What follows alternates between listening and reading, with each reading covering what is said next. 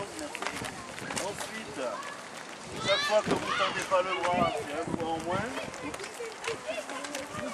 Chaque fois que vous roulez à gauche, c'est un point en moins.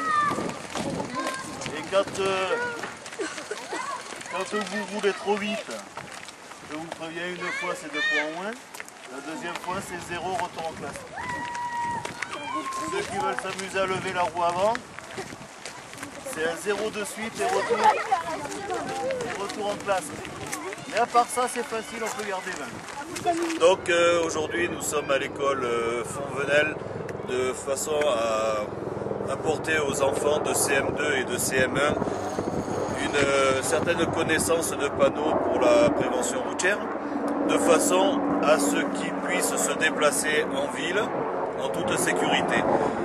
Dans un premier temps, la journée se passe par une théorie qui dure à peu près 1 heure et qui est sanctionnée, si vous voulez, par un test écrit, aussi bien sur une dizaine de panneaux que sur une situation, enfin un dessin avec une dizaine de situations pour savoir si les enfants sont en danger ou ne sont pas en danger.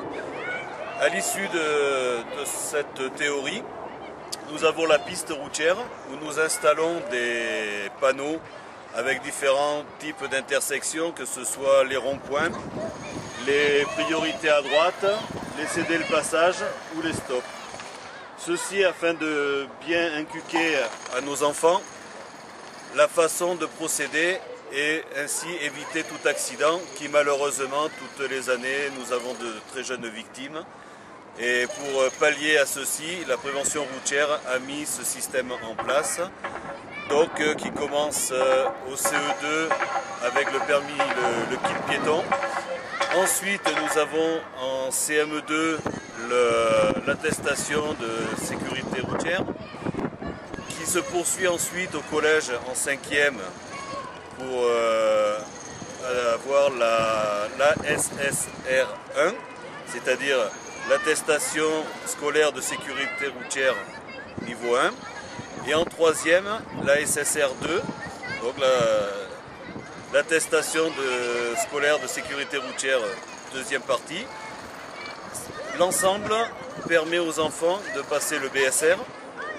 Le BSR, donc c'est ce qui équivaut au permis pour les cyclomoteurs. Ces attestations-là seront nécessaires aussi pour les enfants qui veulent faire la conduite accompagnée dès 16 ans. Et enfin, elle sera aussi nécessaire pour lorsqu'ils seront adultes, donc 18 ans, pour passer leur permis de conduire. Donc c'est